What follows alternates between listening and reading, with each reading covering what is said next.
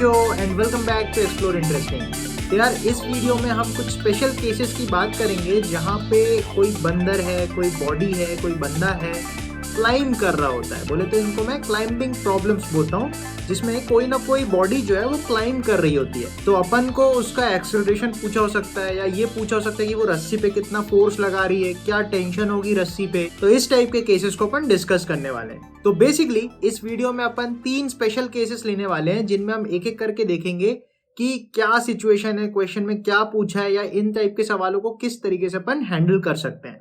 तो for reference मैं बता दूं, ये जो क्वेश्चंस हैं ये कुछ HCV से लिए गए हैं और 1-2 अदर सोर्सेस से मैंने लिए हैं। तो बेसिक मुद्दा यहाँ पे हमको सीखना है कि किस तरीके से हम इसका फ्री बॉडी डायग्राम बना सकते हैं और इन क्वेश्चंस में जो भी पैरामीटर पूछा हुआ है उसके लिए सॉल्व कर सकते हैं। So let's get started with this video. तो यार सबसे पहले प्रॉब्लम में हमको बोला है कि एक मंकी है जिसका कुछ मास m है और उसी के बराबर इक्वल मास का एक ब्लॉक इस तरफ लटक रहा है, ठीक है, एक रस्सी के थ्रू, जो कि एक स्मूथ पुली के थ्रू ऐसे करके जा रही है, ठीक है। अब इस क्वेश्चन में बोल रहा है show that what ever force the monkey exert on the rope, the monkey and the block move in the same direction with equal acceleration. तो यहाँ पे अपन को क्वेश्चन में पूछ रहा है कि ये शो करके दिखाओ कि जो भी मंकी इस रस्सी पे फोर्स एक्सर्ट करेगा, फोर्स लगाएगा, उस फोर्स की वजह से ये मंकी जितने एक्सेलरेशन से ऊपर मूव करेगा उसी एक्सेलरेशन से ये ब्लॉक भी ऊपर मूव करेगा। एंड सिमिलरली अगर ये मंकी नीचे उतर रहा है तो ये ब्लॉक भी नीचे उतरेगा। ये अपन को शो करना है, ठीक है।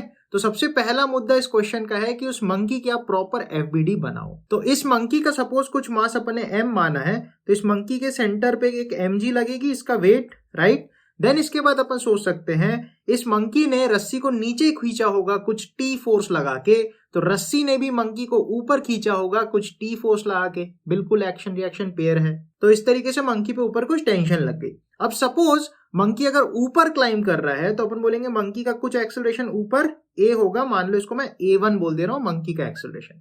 अब अपन चलते हैं ब्लॉक के ऊपर, ब्लॉक का FBD बना लेते फटाफट। तो इस सवाल में दिया ये ब्लॉक भी इक्वल मास ऑफ मंकी के ही बराबर है, तो अपन बोल सकते हैं इस ब्लॉक का वेट नीचे mg लग रहा होगा, ब्लॉक पे ऊपर रस्सी का टेंशन कुछ T लग रहा होगा।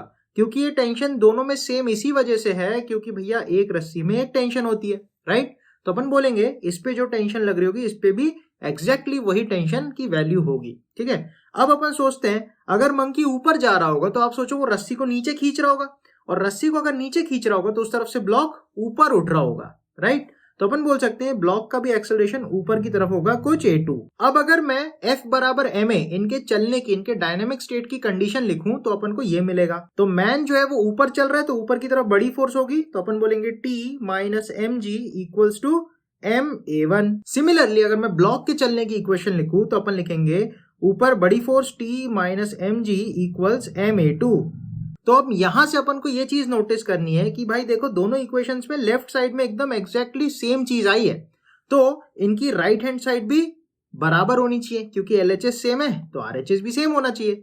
तो अपन बोलेंगे ma1 must be equal to ma2, और क्योंकि m दोनों बराबर है तो mm कैंसिल आउट हो जाएंगे, और यहां से अपन बोल सकते हैं a1 must be equal to a2। तो इस क्वेश्चन में अपन को यही शो करने को बोला था कि दोनों बॉडीज का एक्सेलरेशन सेम होगा, भले ये मंकी जो है रोप पे कितनी ही फोर्स क्यों ना लगाए।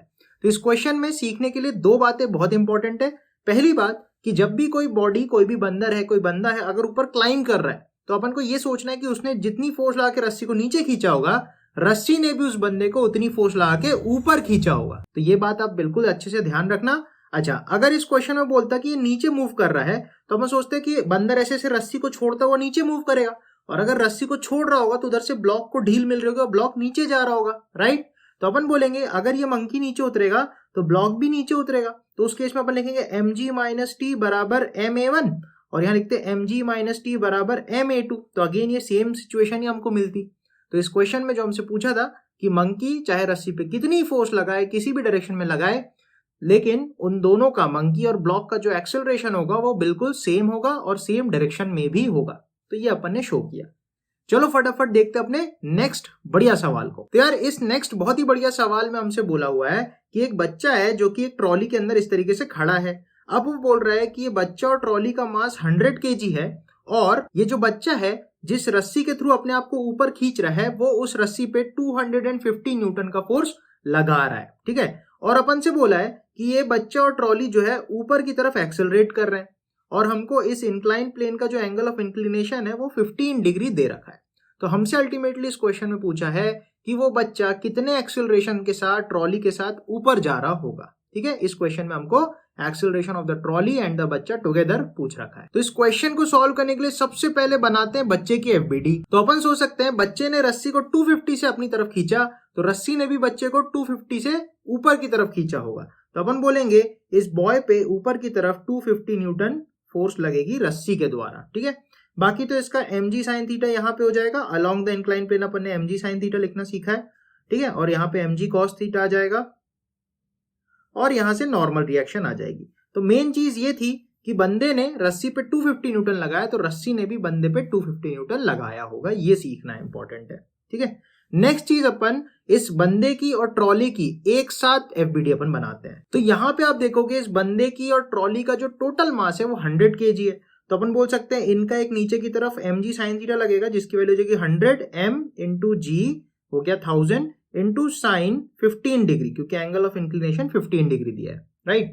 और ये जो पिछली एफबीडी अपन ने बनाई, यहां से अपन देख सकते हैं कि उस बच्चे पे, उस बंदे पे ऊपर की तरफ रस्सी से 250 न्यूटन लग रहा है। तो अपन बोलेंगे इस सिस्टम पे एक्सटर्नल फोर्स यहाँ पे 250 न्यूटन बाय द रस्सी लग जाएगा। और इस डायरेक्शन में अपन बोल रहे हैं कि उसका एक्सेलरेशन, इस पूरे सिस्टम का एक्सेलरेशन कुछ अगर ए है तो अपन को ये ए ही पूछ रखा है। अच्छा, एक और चीज आप नोटिस करो कि ये एक सिंगल रस्सी से ऐसे ऊपर जा रहा है। ठीक है, तो अगर ये एक पूरी सिंगल रस्सी है तो अपन ने सीखा है एक रस्सी में एक टेंशन होता है, तो इस पूरी रस्सी में 250 न्यूटन का टेंशन होगा, राइट। अब अपन ने अपने लास्ट कंस्ट्रेंट वाले वीडियो में सीखा था कि इस पुली पे अगर यहाँ पे टेंशन T है, यहाँ पे टेंशन T है, तो इस तरफ टेंशन 2T आ जाती है, राइट। तो अपन बोलेंगे यहाँ पे अगर 250 न्यूटन है, यहाँ 250 न्यूटन है, तो यहाँ डेफिनेटली 500 न्यूटन होगी। ठीक है, तो इस साइड में एक और यहाँ पे फोर्स लगेगी जिसकी वैल्यू हो जाएगी 500 न्यूटन। तो अपन बोलेंगे कि ये दोनों फोर्स मिलकर इसको ऊपर खींच रही होगी, ये उसको रेसिस्ट कर रही होगी ऊपर जाने से, और उसका एक्सेलरेशन कुछ ए होगा जिसकी वैल्यू अपन को पता लगानी है। तो यहाँ पे अगर मैं डायनामिक स्टेट की, चलने की इक्वेशन लिखूं तो मैं बोलूंगा ऊपर की तरफ 250 प्लस 500 माइनस अपन लिखेंगे mg बोले तो 1000 इंटू साइन 15। इन्होंने साइन 15 की वैल्यू अपन को 0.26 दे रखी है, तो ये हो जाएगा 0.26 बराबर ma 100 इंटू ए। तो यहां से आप कैलकुलेट करोगे तो आएगा 750 माइनस 260 होल अपॉन 100 कर दोगे तो आपको a मिल जाएगा। तो यहां से आपकी a की वैल्यू आएगी 490 अपॉन 100, दैट इज 4.9 मीटर पर सेकेंड स्क्वायर। तो यार इस सवाल का सही आंसर हो जाएगा ऑप्शन डी, 4.9 मीटर पर सेकेंड स्क्वायर। तो यहां पे भी अगेन वही क्लाइंबिंग सिचुएशन की हेल्प लगेगी कि अगर किसी बंदे ने F फोर्स लगा के रस्सी को नीचे खींचा तो रस्सी ने भी F फोर्स लगा के इस बंदे को ऊपर खींचा होगा। एक्शन रिएक्शन पेयर हमेशा बनता है, तो इस बात को आप एब्सोल्युटली ध्यान रखना। चलो मूव ऑन करते हैं अपने फाइनल और सबसे बेहतरीन क्वेश्चन की तरफ। तो अगेन ये एक HC वर्मा का बहुत ही प्यारा क्वेश्चन है, question number 39 Newton's laws of motion chapter का। तो इस क्वेश्चन में अपन से बोला है कि एक मैन है जिसका मास 60 kg है, standing in a light weighing machine kept in a box. ये एक बॉक्स है, उसके अंदर यहाँ पे एक वेइंग मशीन लगी हुई है। तो इस बॉक्स का जो मास है वो 30 kg दिया है और इस बंदे का जो मास है वो 60 kg दिया है। अब ये बोल रहा है ये जो बॉक्स है हैंग कर रहा है from a pulley fix to the ceiling through a light rope. इस रस्सी के थ्रू, ये पुली के थ्रू ये दीवार पे फिक्स्ड है, तो ये बॉक्स जो है ये हवे में ऐसे हैंग कर रहा है। ये अपन को सिचुएशन दी है। तो क्वेश्चन में पूछा है if the man manages to keep the box at rest what is the weight shown by the weighing machine. तो वेइंग मशीन जो होती है एक्चुअली में आपका नॉर्मल रिएक्शन मेजर करती है। सबसे पहली बात इसको आप ध्यान रखना, ठीक है। तो हमसे बेसिकली पूछा है इस वेइंग मशीन पे कितना नॉर्मल रिएक्शन आ रहा होगा इस आदमी के द्वारा। और यहाँ पे अपन को एक और चीज ये दिया है कि ये पूरी जो बॉक्स और सिस्टम है अपना, आदमी प्लस बॉक्स का जो सिस्टम है, ये रेस्ट पे है, मतलब इक्विलिब्रियम पे है। तो सबसे पहला पार्ट को अपन सॉल्व करते हैं एक एक करके। इसमें सबसे पहले इस आदमी की एफबीडी बनानी पड़ेगी। तो सबसे पहले इस आदमी का 60 kg है, तो इसका वेट आप लगा लो नीचे 600 न्यूटन, ठीक है। अब इस बंदे के हाथ में वही टेंशन वाला फंडा, उस बंदे ने रस्सी को टी से नीचे खींचा तो रस्सी ने भी बंदे को टी से ऊपर खींचा होगा। और क्योंकि ये जमीन पे खड़ा है, उस वेइंग मशीन के ऊपर खड़ा है, तो कुछ ना कुछ एक नॉर्मल रिएक्शन नीचे से ऊपर आई होगी। तो अपन इसको कुछ n बोल देते हैं। तो अगर ये बंदा पूरा का पूरा स्टेशनरी रुका हुआ है तो अपन बोल सकते हैं कि ये इक्विलिब्रियम की कंडीशन में होगा, मतलब ऊपर वाली फोर्सेस बराबर नीचे वाली फोर्सेस, ये अपन लिख सकते हैं। देन इसके बाद अगर उस बॉक्स का एफबीडी अपन बनाते हैं तो अपन को मिलेगा, तो इस बॉक्स पे अपन देख सकते हैं कि ऊपर एक रस्सी टेंशन T लगा रही होगी, क्योंकि ये एक ही रस्सी है तो इस एक रस्सी में एक ही टेंशन होगा, जो इस बंदे का टेंशन होगा वही रस्सी पे टेंशन आएगा, ठीक है। तो वही टेंशन इस बॉक्स पे भी लग जाएगा। देन इसके बाद इस बंदे पे बॉक्स ने लगाया नॉर्मल रिएक्शन, तो बंदे ने भी बॉक्स पे लगाया होगा इक्वल एंड अपोजिट कुछ नॉर्मल रिएक्शन। देन इसके बाद इस बॉक्स का जो मास है वो 30 kg है, तो इसका कुछ ना कुछ वेट भी होगा, तो इसको अपन 300 न्यूटन यहाँ लिख लेते हैं, ठीक है। और अगर ये इक्विलिब्रियम पे है, अगर ये स्टैटिक कंडीशन में, रेस्ट की कंडीशन में है, तो अपन बोलेंगे नेट फोर्स बराबर 0, मतलब ऊपर वाली फोर्स बराबर नीचे वाली फोर्स।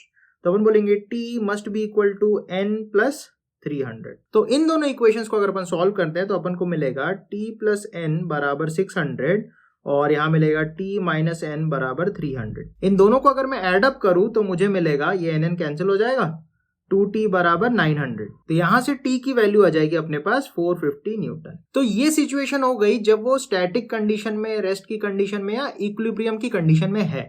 अब देखते हैं next part of the question में क्या बोल रहा है। क्वेश्चन में बोला है what force should he exert on the rope to get his correct weight on the machine. मतलब अब वो रस्सी पे कितना फोर्स एक्सर्ट करे, कितना फोर्स लगाए ताकि जो वेइंग मशीन है उसको उसकी ट्रू वेट दिखाए। बोले तो अब की बार नॉर्मल रिएक्शन 600 न्यूटन के बराबर हो जाए तो करस्पॉन्डिंगली टेंशन की वैल्यू क्या होगी ये अपन से पूछा है। तो एफबीडी तो बिल्कुल सेम बनेगा, बस अब एक दिक्कत ये रहेगी कि अगर उसने टेंशन फोर्स बदल दी तो जरूरी थोड़ी इक्विलिब्रियम मेंटेन रहे। इसका मतलब हो सकता है सिस्टम मूव कर रहा हो, एक्सेलरेट कर रहा हो। तो अपन बोलेंगे, मान लो नेक्स्ट केस में ये जो टेंशन की वैल्यू है इसको मैं T डैश बोल देता हूं, तो ये वाली टेंशन भी अपनी T डैश हो जाएगी, ठीक है। अब अपन बोल रहे हैं ये जो मैन और जो बॉक्स है, ये अगर मैन ऐसे ऐसे करके रस्सी को खींचेगा तो मैन भी ऊपर जाएगा और बॉक्स भी ऊपर जाएगा, मतलब दोनों का एक्सेलरेशन सेम डायरेक्शन में होना चाहिए। तो मान लो ये अगर ऊपर एक्सेलरेट करे A से, तो ये बॉक्स भी ऊपर एक्सेलरेट करेगा A से। तो अपन अब क्या कर सकते हैं कि इनके चलने की इक्वेशन लिखते हैं। तो अब की बार मैन के लिए चलने की इक्वेशन अपन लिख सकते हैं T dash plus N minus 600 बराबर 60 इंटू A। इसी तरीके से बॉक्स की चलने की इक्वेशन अपन लिख सकते हैं T dash minus 300 minus N बराबर 30 इंटू A, ठीक है। अब इन दोनों इक्वेशंस में अपन को पता है कि जो वेइंग मशीन है वो 600 न्यूटन दिखाएगी, तो इस n की वैल्यू उठा के अपन को 600 रखनी है। तो यहां से आपको देखोगे कि T डैश की वैल्यू आपको मिलेगी 60 इंटू A, और यहां से आप देखोगे कि T डैश माइनस 900 बराबर 30 इंटू A। तो इस T डैश की वैल्यू अगर मैं यहां पुट अप करूं तो अपन को 60A मिल जाएगा। तो यहां से अपन बोलेंगे 30A बराबर 900 आएगा। तो यहां से आप देखोगे A की वैल्यू आएगी 30 मीटर पर सेकेंड स्क्वायर। इसका मतलब ये हुआ कि अगर उसको अपनी ट्रू रीडिंग देखनी है वेइंग मशीन को, तो उसको टेंशन कुछ इतना लगाना होगा कि जो पूरा सिस्टम है 30 के एक्सेलरेशन से मूव करने लगे। तो इसके करस्पॉन्डिंग T की वैल्यू क्या होगी, मतलब T डैश की वैल्यू क्या हो जाएगी, T dash will be 60 into A की हो जाएगी वैल्यू 30। तो टेंशन की नई वैल्यू अपन को पता चलेगी 1800 न्यूटन। तो फाइनली इस क्वेश्चन का आंसर हो जाएगा, अगर उस बंदे को अपनी ट्रू वेट देखनी है वेइंग मशीन पे तो उसको 1800 न्यूटन का फोर्स उस रस्सी पे लगाना पड़ेगा, और रस्सी भी एक्शन रिएक्शन के पेयर में उस बंदे पे 1800 का टेंशन फोर्स लगा देगी। तो आई होप आपको इस कॉन्सेप्ट वीडियो से क्लाइंबिंग प्रॉब्लम सॉल्व करने में बहुत ज्यादा मदद मिलने वाली है। और भी कोई प्रॉब्लम हो और भी कोई क्वेरी हो तो डेफिनेटली आप मुझे कमेंट सेक्शन में बताना। और मैं आपसे रिक्वेस्ट करता हूं कि इस प्लेलिस्ट के जो सारे वीडियोस है उनको आप सीक्वेंस में एक के बाद एक देखो, तो आपको ये वीडियो और कॉन्सेप्ट जो है प्रॉपर बहुत बढ़िया तरीके से समझ में आएगा और नई चीजें सीखने को मिलेगी। और मैं आपसे एक और रिक्वेस्ट करता हूँ, अगर इस चैनल को सब्सक्राइब नहीं किया तो डेफिनेटली सब्सक्राइब कर देना। और इसी के साथ अपन इस वीडियो को कंक्लूड करते हैं। तो जल्दी मिलेंगे अपने अगले वीडियो में, तब तक बढ़िया से पढ़ाई करते रहो, ठंडी में थोड़ा बच के रहना, और फिर मिलेंगे अपने नेक्स्ट वीडियो में। Till then bye bye.